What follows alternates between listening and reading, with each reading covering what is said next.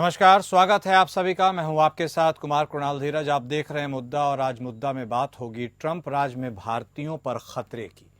अमेरिकी राष्ट्रपति Donald Trump ने शपथ लेते ही अवैध प्रवासियों के खिलाफ कार्रवाई शुरू कर दी है। डोनाल्ड ट्रंप ने अवैध तरीके से अमेरिका में रह रहे लोगों को निकालने की बात कही है और गिरफ्तारियां भी शुरू कर दी हैं। ट्रंप की इस कार्रवाई का जिन देशों पर सबसे ज्यादा असर होगा उनमें भारत भी शामिल है। भारत के अलावा Mexico, El Salvador, Brazil, Canada, Colombia, Ecuador और दूसरे देशों से गैर कानूनी प्रवासी बड़ी संख्या में अमेरिका में रहते हैं। भारत के भी तकरीबन 7.25 लाख लोग अमेरिका में हैं। अब अमेरिका में गैर कानूनी प्रवासियों को वापस भेजना शुरू कर दिया है तो भारतीयों की चिंता बढ़ गई है। एक रिपोर्ट के अनुसार साल 2023 में ही 90,000 भारतीयों को गैर कानूनी तरीके से अमेरिका में प्रवेश करने की कोशिश करते हुए गिरफ्तार किया गया था, जो भारत के लोगों की अमेरिका में गैर कानूनी तरीके से एंट्री की कोशिश को दिखाता है। अमेरिका में पहले भी भारतीयों को वापस भेजा जाता रहा है। पिछले साल ही 1,000 से ज्यादा भारतीयों को वापस भेजा गया था। मौजूदा समय में भी भारत सरकार गैर कानूनी प्रवासियों की वापसी पर ट्रंप प्रशासन के साथ काम कर रही है। अमेरिका में अब तक करीब 18,000 भारतीय गैर कानूनी प्रवासियों की पहचान की गई है। वहीं विदेश मंत्री एस जयशंकर ने बुधवार को कहा कि हमारी सरकार हमेशा बिना दस्तावेज वाले भारतीयों की उनके देश में वैध वापसी के लिए तैयार है। उधर ट्रंप के एक एक्शन से अमेरिका में 1 लाख भारतीयों की नौकरी खतरे में आ गई है। ट्रंप ने भेदभाव रोकने वाला प्रोग्राम यानी DEI बंद कर दिया है। उसका मकसद गोरे लोगों के लिए जॉब बढ़ाना है। DEI प्रोग्राम के तहत अमेरिका में 1 लाख भारतीय सरकारी नौकरी करते हैं। इसमें अमेरिकी नागरिकता प्राप्त और वर्क वीजा जैसे H-1B वीजा पर काम करने वाले शामिल हैं। ट्रंप DEI खत्म कर गोरे लोगों के लिए सरकारी और प्राइवेट सेक्टर नौकरियों में ज्यादा अवसर बढ़ाना चाहते हैं। अमेरिका की 35 करोड़ की आबादी में से 20 करोड़ गोरे लोग हैं। इनमें से ज्यादातर को ट्रंप का कोर वोट बैंक माना जाता है। ट्रंप ने इलेक्शन कैंपेन के दौरान DEI बंद करने का वादा किया था। ट्रंप के आदेश के बाद Meta, Boeing, Amazon, Walmart, Target Ford, Molson Harley, Davidson, McDonald ने DEI बंद करने का ऐलान किया है।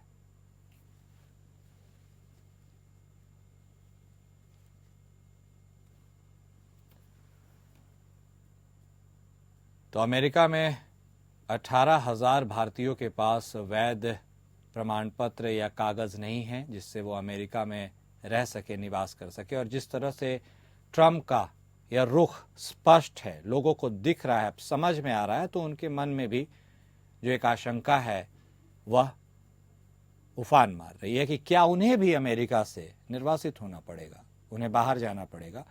ट्रंप ने तो ऑलरेडी यह कार्रवाई शुरू भी कर दी है।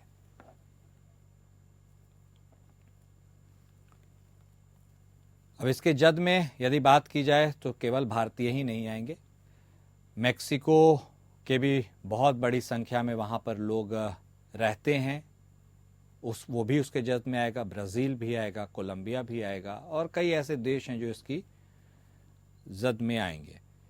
अब ट्रंप की इस नीति का असर हम जिस परिप्रेक्ष्य में बात कर रहे हैं वो भारत का है कि भारतीयों पर इसका क्या असर होगा। भारतीयों के अंदर असमंजस की स्थिति है, उनके अंदर डर का भी माहौल व्याप्त हो गया है।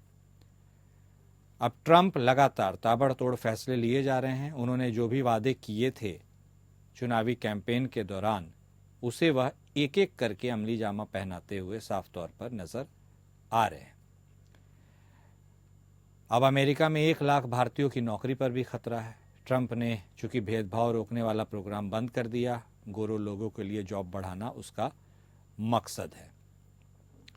मकसद वाशिंगटन से यह बात निकलकर सामने आई है कि एक जो प्रोग्राम चल रहा था इसके तहत 1 लाख भारतीय सरकारी नौकरी वहां पर करते हैं। और अब चूंकि इस प्रोग्राम को DEI पर रोक लगा दी गई है, तो क्या उनके इस नौकरी वाले जो पेशा वाले जितने लोग हैं वो भी इसकी जद में आएंगे, उनके ऊपर भी इसका प्रभाव पड़ेगा? यह भी अपने आप में सोचने वाली बात है।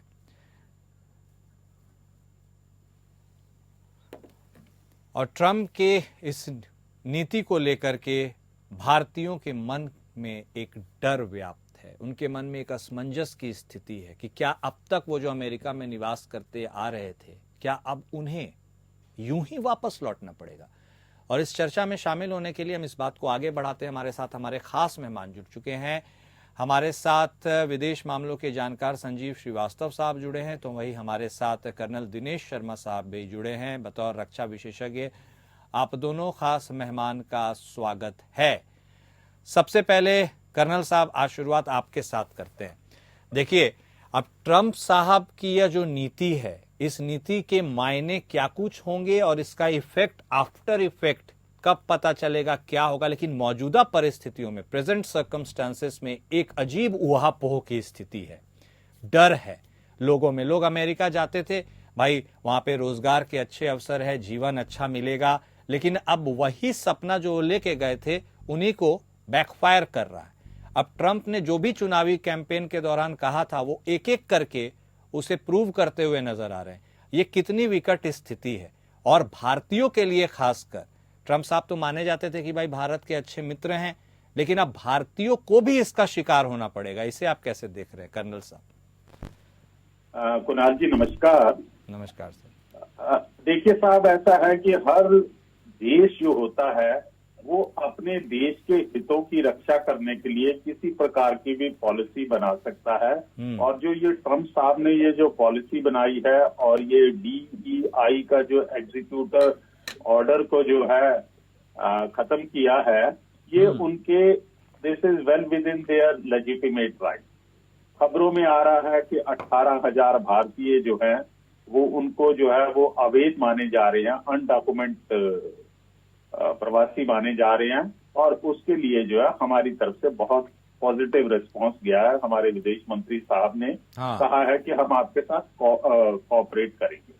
लेकिन साहब, ये 18,000 का जो मीडिया में और ये जितनी खलबली सी मची हुई है, तो ये इस प्रकार का इंप्रेशन देता है कि ये 18,000 भारतीय जो है क्या कहते हैं, ये इलीगल मीन्स से जो है वहां पर गए हैं। लेकिन इन 18,000 भारतीयों में वो लोग भी होंगे जो लेजिटिमेट तरीके से अमेरिका के अंदर गए हैं, वर्क वीजा के ऊपर गए हैं, लेकिन अब उनका वर्क वीजा परमिट जो है वो समाप्त हो गया। और एक बात मैं यहाँ जोड़ना चाहूंगा कि वीजा एक्सटेंशन के लिए ये अमेरिकन जो हैं ये लेते हैं 400 दिन, और 400 दिन से ज्यादा लेते हैं। तो आप उन लोगों को इलीगल माइग्रेंट नहीं कह सकते हैं, नंबर।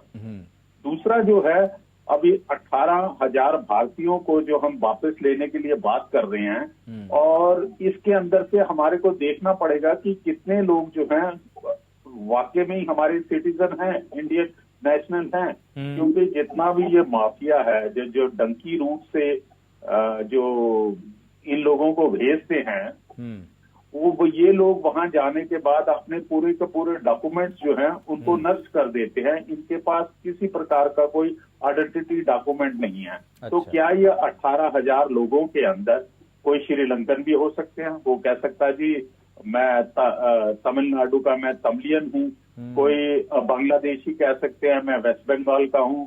पाकिस्तान के पंजाब प्रोविंस के कह सकते हैं जी मैं पंजाब का रहने वाला हूँ, इंडियन पंजाब का रहने वाला हूँ। तो हमें इन चीजों को भी देखना पड़ेगा कि उसमें से एक्चुअल कितने इंडियन नेशनल हैं और उनको हम लेने के लिए तैयार हैं। हमने नहीं रिएक्ट किया है कोलंबिया की तरह कि प्लेन गया और उनको अलाउ नहीं किया, और जिस समय ट्रंप साहब ने उनको धमकी दी है तो फिर वो अपना टैरिफ की धमकी दी है तो उन्होंने अब अपने प्लेन वापस भेज दिए हैं। ये बातें अलग की हैं।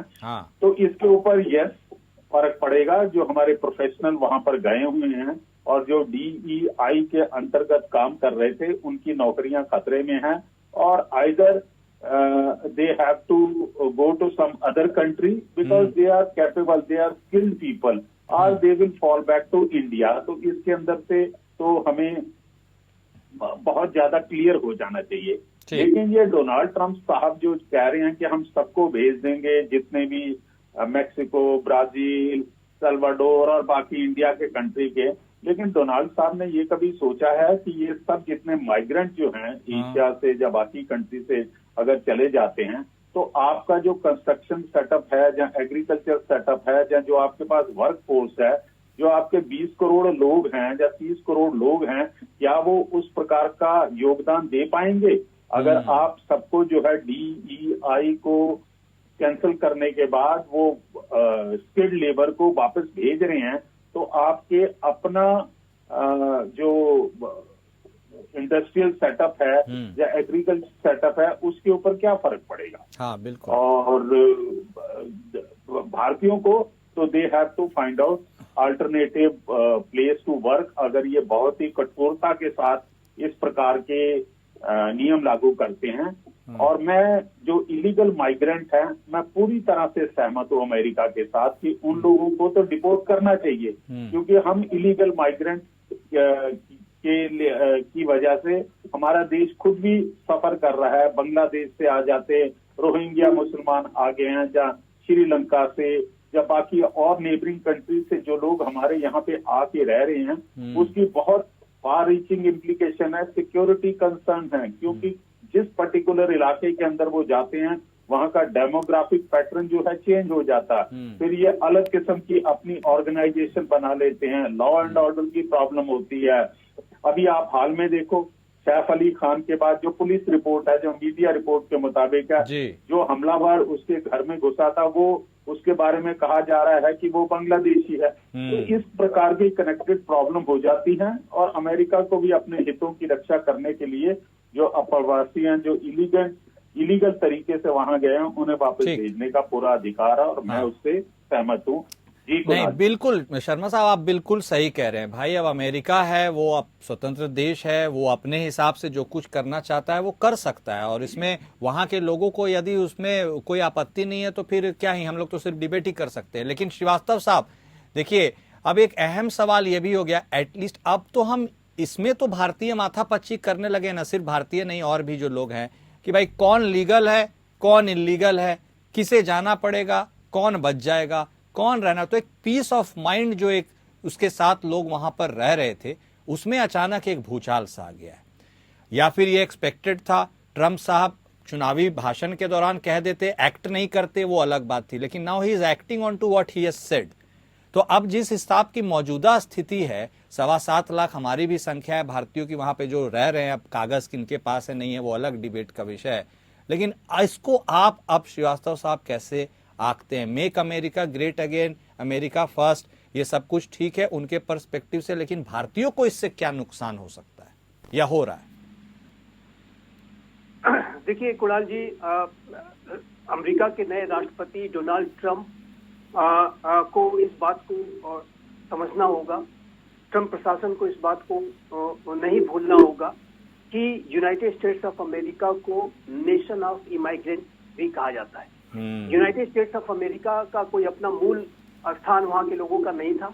वहाँ के जो भी लोग थे, अगर कोई वहाँ का मूल निवासी था तो वो रेड इंडियंस थे, और रेड इंडियंस के साथ जो वहाँ पे इमाइग्रेंट्स पहुंचे यूरोपीय देशों से, विशेष रूप से उन्होंने जिस तरीके का बर्ताव किया उसकी एक अलग ही हिस्ट्री है, एक काला अध्याय है। लेकिन ये है कि जो अब अमेरिका में अगर डोनाल्ड ट्रंप साहब कह रहे हैं कि हम लोग यहाँ के वास्तविक रूप से बासिंदे हैं, तो सच्चाई ये है कि वो भी इमाइग्रेंट्स थे, और वो भी यूरोप से आए थे, और अनेकों जो वहाँ पर जो स्लेव्स थे उनको अफ्रीका से लाया गया था, और ये जो इमाइग्रेंट्स थे उन्होंने अपने जीवन स्तर को आलीशान बनाने के लिए वहाँ पर दास प्रथा भी शुरू की थी। उसको लेकर के भी अमेरिका का एक बहुत लंबा इतिहास रहा है, और दास प्रथा को लेकर के किस तरीके की लड़ाइयाँ लड़नी पड़ी वहाँ के लोगों को, वहाँ पर इस तरीके का एक इतिहास रहा है। काले गोरों का जो भेद रहा अमेरिका में, वो भी एक वहाँ की बड़ी जटिल चुनौती बनी रही है, और उसका तो अभी 60-70s के दशक तक जाकर के लड़ाई लड़नी पड़ी। मार्टिन लूथर किंग को अपनी जान गंवानी पड़ी, और सिविल राइट मूवमेंट हुआ। अब्राहम लिंकन ने दास प्रथा के संदर्भ में बड़ी लड़ाई लड़ी, और ये जो 14th अमेंडमेंट जिसके की तहत यूनाइटेड स्टेट्स ऑफ अमेरिका के कॉन्स्टिट्यूशन में ये प्रोविजन है कि जो भी व्यक्ति अगर अमेरिका में जन्म लेता है तो उसे वहाँ की ऑटोमेटिक सिटीजनशिप मिल जाती है। वो 1868 का जो सिविल वॉर हुआ था और एक बड़ी लंबी लड़ाई थी, उसके बाद ये प्रोविजन इंक्लूड किया गया था, ताकि ये जो दास जो लाए गए थे, जो स्लेव्स लाए गए थे, गुलाम लाए गए थे, उनको ये अधिकार मिल पाए जो अमेरिका के नागरिक बन सके। नहीं तो उनके साथ तो खरीद फरोख्ती होती थी पहले। तो ये जो पूरी अमेरिका के पूरी डेमोक्रेसी का जो इतिहास है वो बड़े ही संघर्षों से बना है। और इस तरीके के ऐतिहासिक प्रोविजंस को जो कि अमेरिका के कॉन्स्टिट्यूशन में डाले गए हैं, उसको एक पेन की सिग्नेचर से स्ट्रक डाउन कर देना, ये मेरे ख्याल से संभव नहीं है। और डोनाल्ड ट्रंप की ये जो कठोर इमिग्रेशन की जो नीतियां हैं, उसको अमेरिका के कोर्ट्स में चैलेंज किया जा रहा है और अमेरिका की कोर्ट्स के खिलाफ रूलिंग्स भी अब देना शुरू कर दिया है, वर्डिक्ट भी देना शुरू कर दिया। एक जज ने तो ये कहा है कि ये जो बर्थ राइट सिटीजनशिप पर समाप्त करने की बात कर रहे हैं, ये ब्लेटेंटली अनकॉन्स्टिट्यूशनल है। और इस तरीके की जो रेसिस्टेंस को अभी कोलंबिया के ने उनकी जहाज वहाँ के लोगों को लेने से मना कर दिया। क्या मैक्सिको ने अपना रेसिस्टेंस दिखाया। ब्राजील में जिस तरीके से हैंड कफ करके लोगों को डिपोर्ट किया गया है, ये मानवीय व्यवहार नहीं है। और ठीक है, जो अगर क्रिमिनल बैकग्राउंड का कोई व्यक्ति है, अगर कोई व्यक्ति ऐसा है कि जिसने अनलॉफुल एक्टिविटीज की है, उसको आप इस तरीके का ट्रीटमेंट दीजिए, लेकिन जो अन्य जो इमिग्रेशन की जो प्रक्रिया है उसको आप एक सम्मानित तरीके से करें।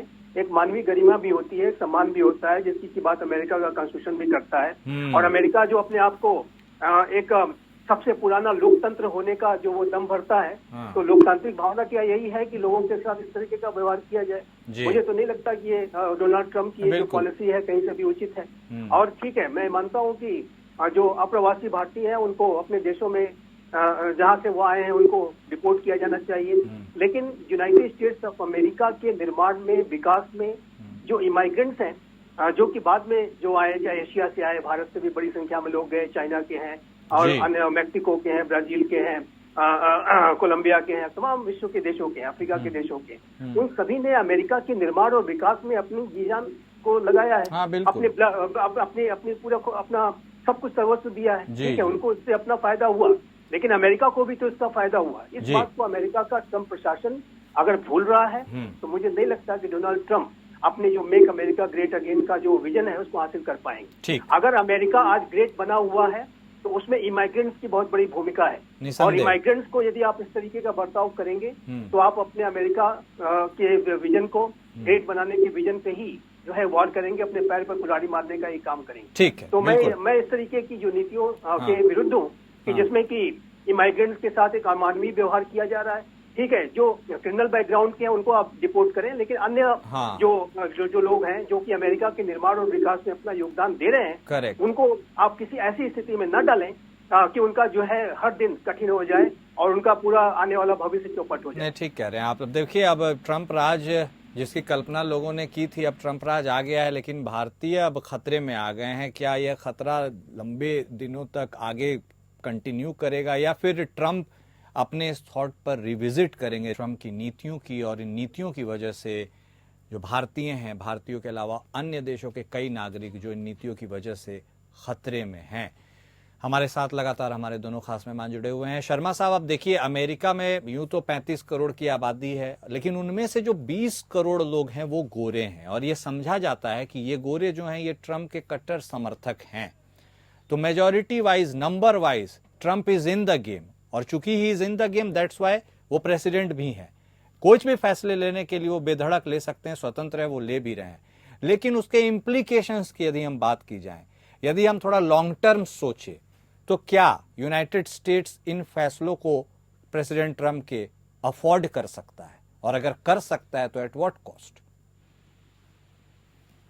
कुणाल जी, ये डोनाल्ड ट्रंप साहब जो हैं, ये जितने भी इन्होंने चुनावों के दौरान वादे किए हैं उनको इमीडिएटली ये इम्प्लीमेंट कर रहे हैं, और अपनी एक प्रकार की डिफरेंट इमेज जो है वर्ल्ड लेवल के ऊपर ये दिखाना चाहते हैं। लेकिन अगर आप गहराई में सोचें कि अगर ये जितने भी इनके पर गए हुए हैं जो इमिग्रेंट्स हैं, वो अगर सारे चले जाते हैं, हाइपोथेटिकली एक एग्जांपल के लिए हम कर लेते हैं कि 100% जो है ये लोग बाग जो है वापस चले जाते हैं, जो कि वहां पे वर्क वीजा के ऊपर हैं या DEI के अंडर काम कर रहे हैं, और उनको अगर वीजा एक्सटेंड नहीं किया है वापस चले जाए। आप ये देखिए कि बाकी के जो लोग बाग जो ओरिजिनल अमेरिकन है 20 करोड़ या जितने भी हैं, और ये किस प्रकार से जो है आने वाले दिनों में वहां कहां से वर्क फोर्स लाएंगे। Ultimately they have to revert back.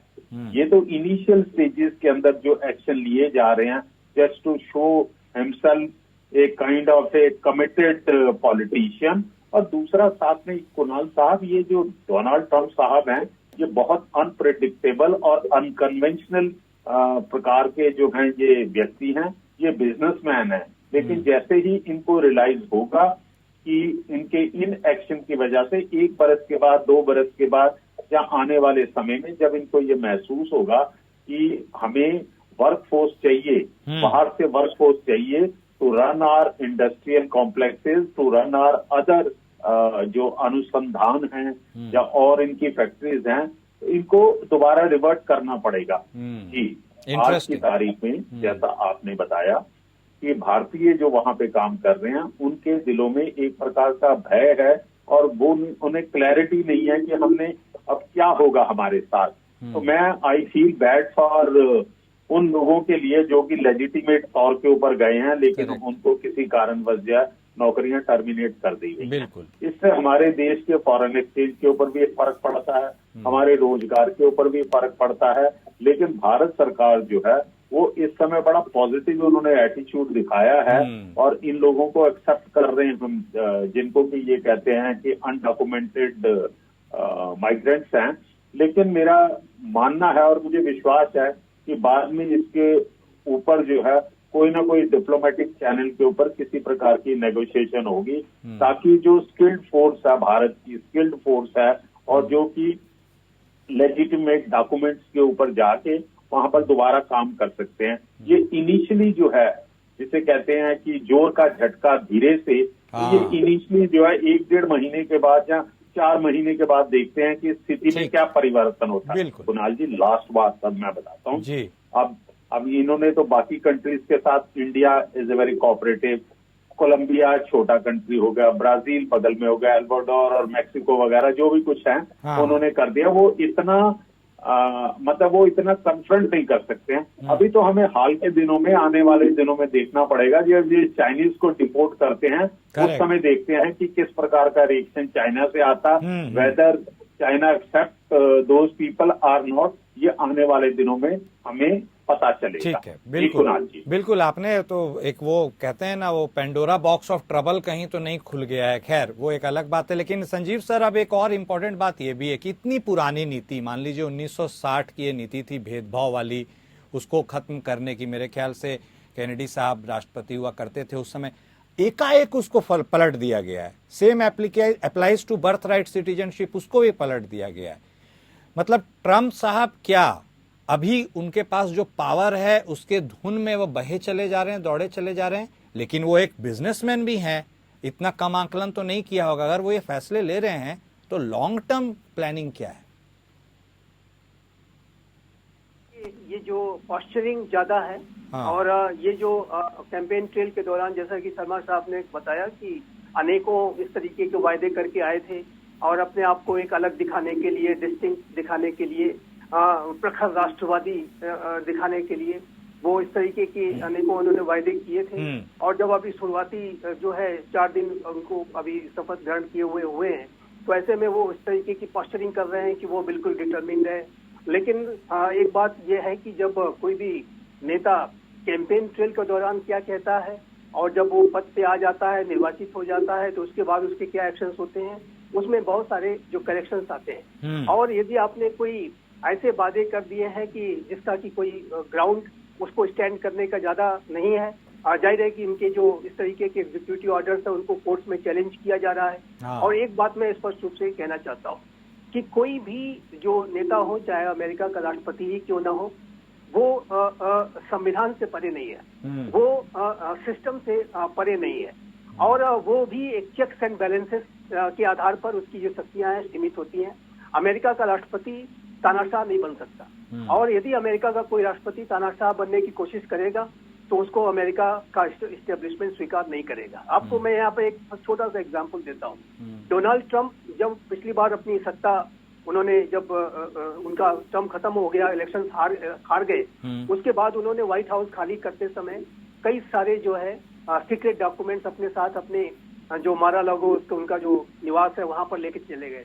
उसके बाद वहां की जो अमेरिका की जो FBI है उसने ट्रंप के जो निजी आवास को रेड किया और उस रेड करने के बाद सारे जो इस तरह के सीक्रेट डॉक्यूमेंट्स थे, अनेक तरीके के डिफेंस रिलेटेड भी सीक्रेट होने की उसमें संभावना थी, उन सारे को उन्होंने सीज किया और फिर से उसको जहां उसका स्थान था उसको लेकर के आए। तो इस्टेब्लिशमेंट के खिलाफ जो कॉन्स्टिट्यूशनल सेटअप है उसके खिलाफ यदि ट्रंप जाने की कोशिश करेंगे तो अमेरिका का इस्टेब्लिशमेंट भी उन्हें स्वीकार नहीं करेगा। अभी कोर्ट का जो जज ने जिस तरीके की बात रखी, ब्लेटेंटली अनकॉन्स्टिट्यूशनल, उन्होंने इस बात को कहा जो बर्थ राइट सिटीजनशिप को समाप्त करने की बात कर रहे हैं, उसी तरीके से ये जो भेदभाव परक जो इस तरीके का को समाप्त करने के लिए जो एक लंबी लड़ाई लड़ी थी, उसके बाद आप उसको चाहेंगे कि स्ट्रोक ऑफ द पेन से उसको समाप्त कर दें।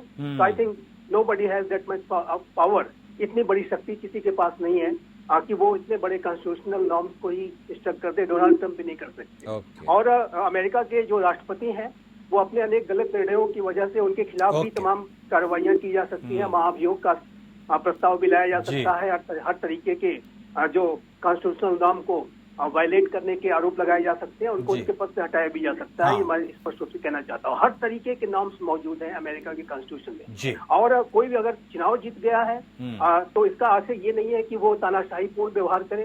इस तरीके की अगर कोई प्रवृत्ति कहीं से भी अगर अमेरिका में दिखाई देगी तो अमेरिका का एस्टेब्लिशमेंट उसे स्वीकार नहीं करेगा। ये मैं स्पष्ट रूप से कहना चाहता हूँ। नहीं, बिल्कुल, और आप दोनों ने बिल्कुल सही फरमाया है कि मौजूदा परिस्थिति क्या है, आगे की सोच क्या है और आगे की परिस्थितियों में कितना इन सोच में परिवर्तन हो सकता है, तो खैर भविष्य की गर्त में छुपा हुआ है। आप दोनों खास मेहमान हमारे साथ जुड़े, आपने अपना वक्त दिया, इसके लिए आपका बेहद शुक्रिया। तो जिस तरह से ट्रंप लगातार एक के बाद एक ताबड़तोड़ फैसले लिए जा रहे हैं, उसकी जद में भारतीय भी आ रहे हैं, और अब देखना दिलचस्प होगा कि यह जो लड़ाई शुरू हुई है ये किस मोड़ पर जाकर और कैसे खत्म होती है। मुद्दा में मेरे साथ आज बस इतना ही। नमस्कार।